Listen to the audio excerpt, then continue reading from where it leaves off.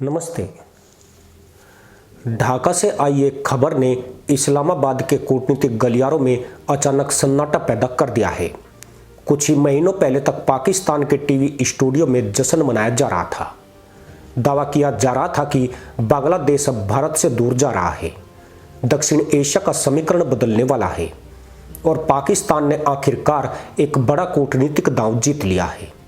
लेकिन अब वही कहानी पलटती नजर आ रही है। ढाका की राजनीति में नए संकेत मिलते ही पाकिस्तान की पूरी रणनीति लड़खड़ाती दिखाई दे रही है। असल सवाल यह है कि पाकिस्तान हर बार इतनी जल्दी जश्न क्यों मना लेता है। मलेशिया में भी कुछ साल पहले बिल्कुल ऐसा ही हुआ था। उस समय पाकिस्तान को लगा था कि उसने भारत और मलेशिया के रिश्तों में दरार डाल दी है, लेकिन जैसे ही सत्ता बदली पाकिस्तान का पूरा खेल उल्टा पड़ गया। अब बांग्लादेश में भी वही पैटर्न दोहराता दिख रहा है। पाकिस्तान ने जिस इस्लामी एकजुटता के कार्ड पर भरोसा किया था वह जमीन पर टिकता हुआ नहीं दिख रहा। ढाका की राजनीति बदलते ही नई दिल्ली फिर से मजबूत स्थिति में नजर आने लगी है।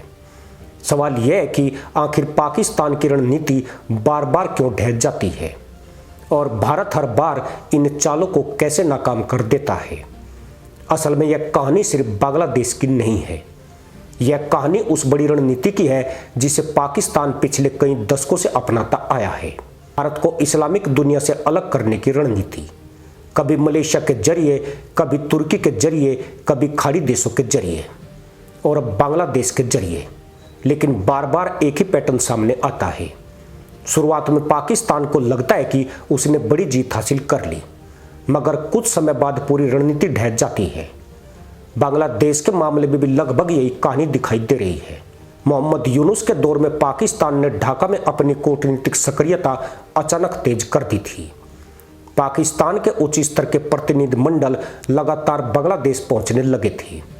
सैन्य संपर्कों को बढ़ाने की कोशिशें तेज हुई थी। व्यापारिक संबंधों की बातें होने लगी थी और मीडिया में यह नैरेटिव चलाया जाने लगा कि बांग्लादेश अब भारत से दूरी बना रहा है। लेकिन अब जैसे ही बांग्लादेश में नए राजनीतिक समीकरण उभरते दिख रहे हैं और तारिक रहमान जैसे नेताओं का प्रभाव बढ़ने लगा है, ढाका का झुकाव फिर से संतुलन की ओर जाता दिखाई दे रहा है। और इस संतुलन का मतलब है भारत से दूरी नहीं, बल्कि भारत के साथ व्यवहारिक रिश्ते। असल में बांग्लादेश की अर्थव्यवस्था और उसकी रणनीतिक जरूरतें ही ऐसी है कि वह भारत से दूरी बनाकर ज्यादा समय तक नहीं चल सकता। आंकड़े खुद यह कहानी बताते हैं। 2024-25 के आसपास भारत और बांग्लादेश के बीच द्विपक्षीय व्यापार लगभग 15 से 18 अरब डॉलर के बीच रहा। भारत बांग्लादेश का दूसरा सबसे बड़ा व्यापारिक साझेदार है। दूसरी तरफ पाकिस्तान के साथ बांग्लादेश का व्यापार मुश्किल से 1 अरब डॉलर के आसपास पहुंच पाता है। यानी आर्थिक दृष्टि से देखें तो ढाका के लिए नई दिल्ली कहीं ज्यादा महत्वपूर्ण है। ऊर्जा कनेक्टिविटी, बिजली आपूर्ति, रेलवे लिंक, बंदरगाहों का इस्तेमाल, इन सब मामलों में भारत और बांग्लादेश की साझेदारी गहराई तक जा चुकी है। भारत आज बांग्लादेश को 1100 मेगावाट से ज्यादा बिजली सप्लाई करता है। त्रिपुरा से बिजली, झारखंड के गोड्डा पावर प्लांट से बिजली और कई अन्य ऊर्जा परियोजनाएं ढाका की ऊर्जा सुरक्षा में सीधा योगदान दे रही है। अब सोचिए पाकिस्तान इस समीकरण को कैसे बदल सकता है। उसके पास न तो इतनी आर्थिक ताकत है, न ही वह भौगोलिक रूप से ऐसी स्थिति में है कि बांग्लादेश को बड़े स्तर पर कनेक्टिविटी दे सके। यही कारण है कि पाकिस्तान की रणनीति अक्सर राजनीतिक और धार्मिक नैरेटिव पर टिक जाती है।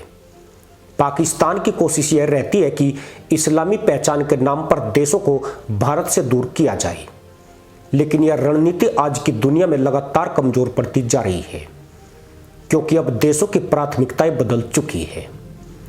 मलेशिया का उदाहरण इस बात को साफ दिखाता है। कुछ साल पहले जब महातिर मोहम्मद प्रधानमंत्री थे, उस समय पाकिस्तान ने मलेशिया के साथ मिलकर एक वैकल्पिक इस्लामिक मंच बनाने की कोशिश की थी।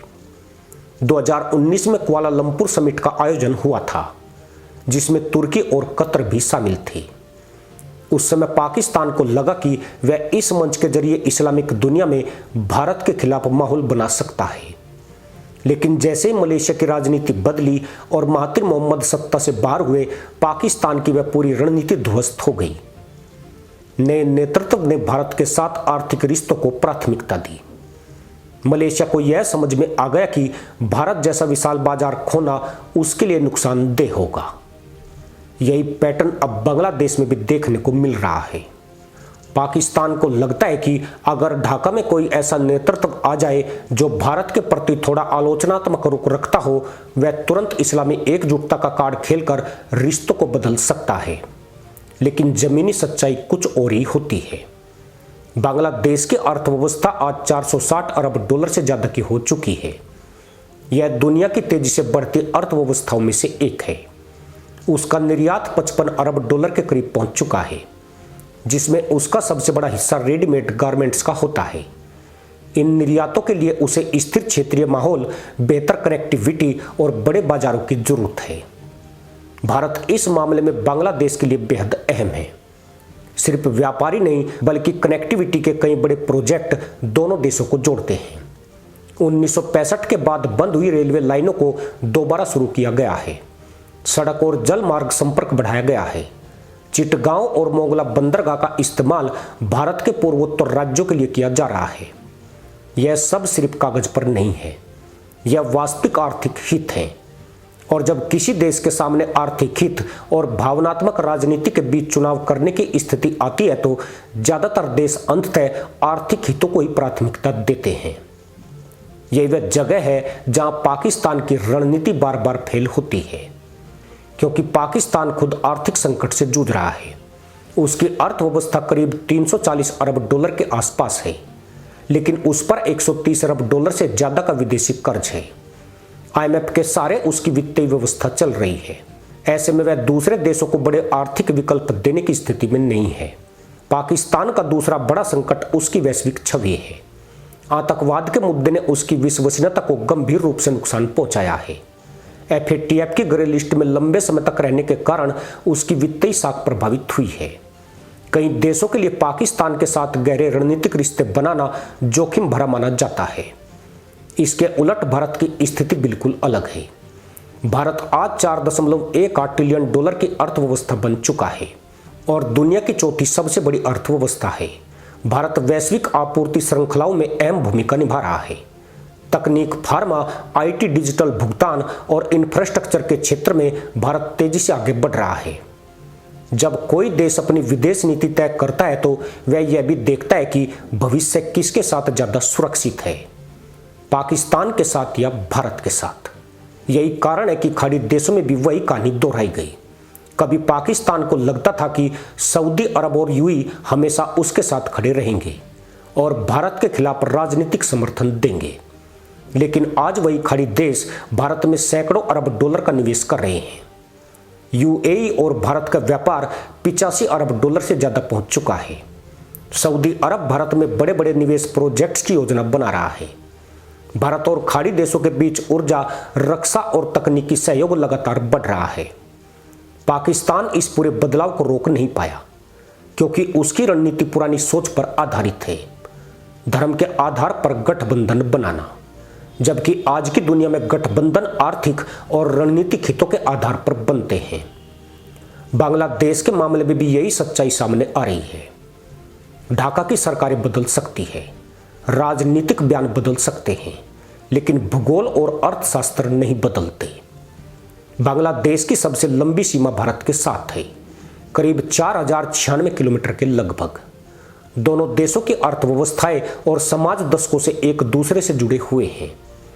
ऐसे में पाकिस्तान का यह सोचना कि वह सिर्फ राजनीतिक बयानबाजी या धार्मिक भावनाओं के सहारे बांग्लादेश को भारत से दूर कर देगा, एक अव्यावहारिक कल्पना से ज्यादा कुछ नहीं है।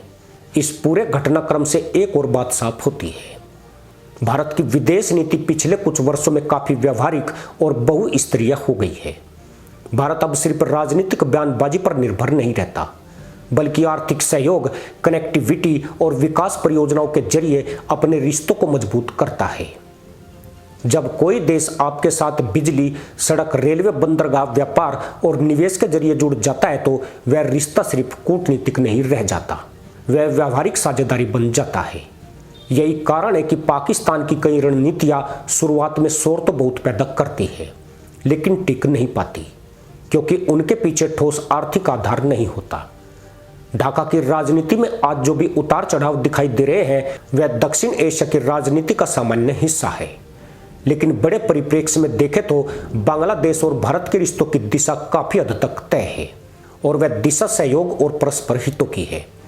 इसलिए जब पाकिस्तान यह सोचता है कि उसने किसी देश को भारत से दूर कर दिया है तो वह अक्सर जल्दबाजी में निष्कर्ष निकाल लेता है।